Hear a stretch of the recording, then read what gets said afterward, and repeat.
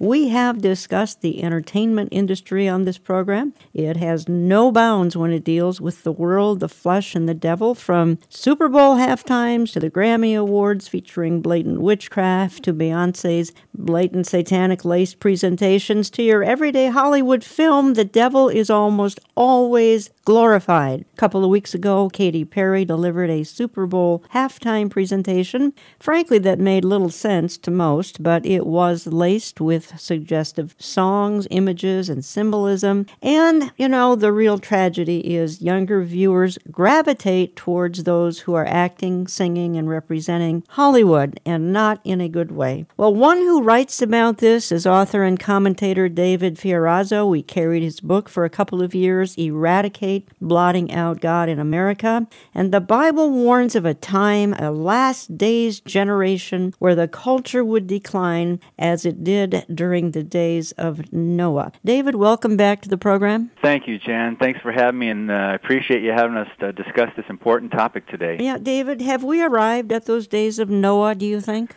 Oh, we're there. I read 1st and 2nd Timothy, too, and see what Paul was writing and warning the church, and oh my goodness, it's like a reflection of America, especially 2nd Timothy. But also, I think of the scripture in John 2:15, do not love the world or the things in the world. If anyone loves the world, the love of the Father is not in him. And so he's writing to Christians. So we really need to be on guard and not be so seduced by the entertainment industry. And quite frankly, most of us that have been discerning or watching this see what Hollywood puts out, and the church has bought it, Jan. Mm-hmm. Now, to your point about the Super Bowl halftime show, I will say, for those that watched it, they might think, well, Katy Perry didn't do some awful things and she didn't take her clothes off or whatever and be so suggestive and blatant as past shows, halftime shows, not as offensive, not as vulgar. But the problem is we've become desensitized. Our standards have changed. If we compare what we just saw to Hollywood, well, then come on, of course it might not be as bad. But we're supposed to be comparing what we see in entertainment and everything that Christian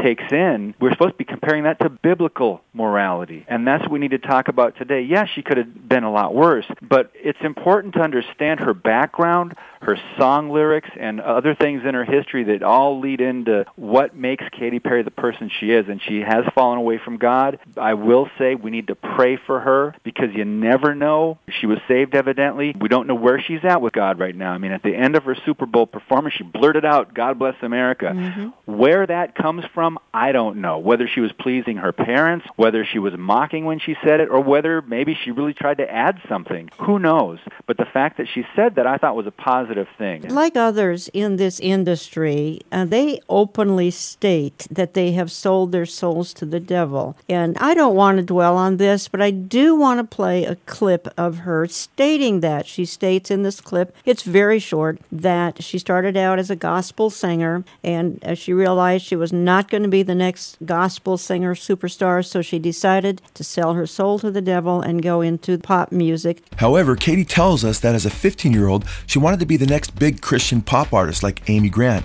But her rise to stardom never really got off the ground. It is at this time that Katy turned her back on her professed faith in God and swears that she sold her soul to the devil in her quest to become a world-famous pop star. I released a gospel record when I was 15 because I grew up in a household where all I ever did was listen to gospel music, and my parents are both traveling ministers, and so I kind of sang about what was going on in my life at 15, and that's how I got introduced to the music industry. I swear I wanted to be like the Amy Grant of music, but it didn't work out, and so I sold my soul to the devil. This is what's troubling, I think. And you do right, David. You're right. There's no denying Americans have become super desensitized to godlessness. We accept as normal entertainment today that was considered immoral 100 years ago, even 50 years ago. And it seems to me the entertainment world seems to laud Satan. And look, that was Beyonce's performance back in 2014. It was back at the Grammys in 2014. We saw Katy Perry doing blatant witchcraft. The undiscerning, but more troubling to you and me, the young people watching and then gravitating to this, right? Exactly, and I'm glad you pointed that out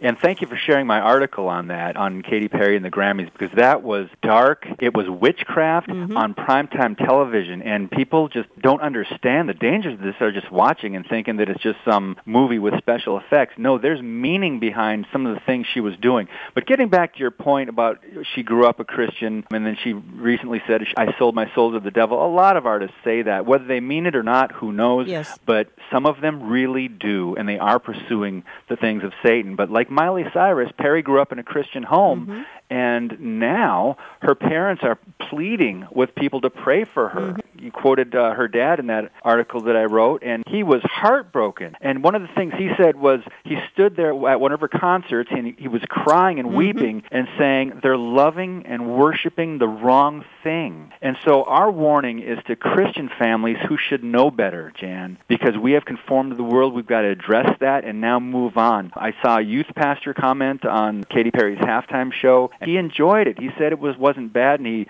didn't like Christians not showing her compassion and not judging her.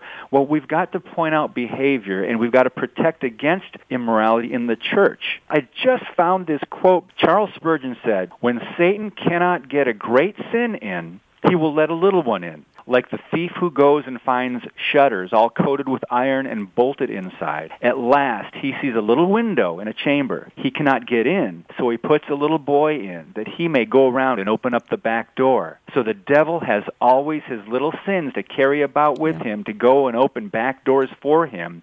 And we let one in and say, oh, it is a little one. Yes, but how that little one becomes the ruin of the entire man. And it reminds me of this scripture, Jan, Galatians 5:7. You were running well. Who hindered you from obeying the truth? So it just takes a little sin. And our culture now accepts probably most of the lyrics that Katy Perry and others in Hollywood and the music industry write and sing about. But when she sang, I Kissed a Girl and I Liked It, there's a big message. And of course we know there's a big movement behind that tries to promote sexual experimentation and, of course, lesbianism in this case.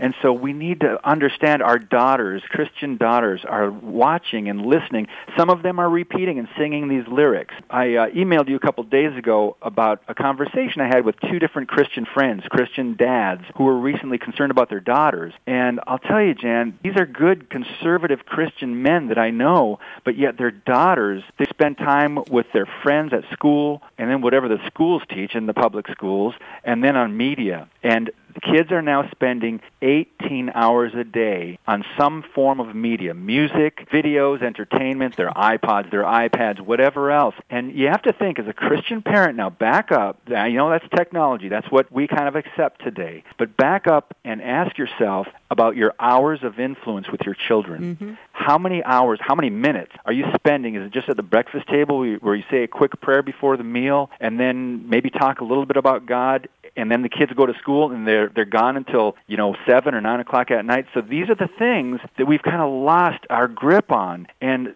kids are being influenced by so much today, Jan. And of course, the music industry is very, very powerful.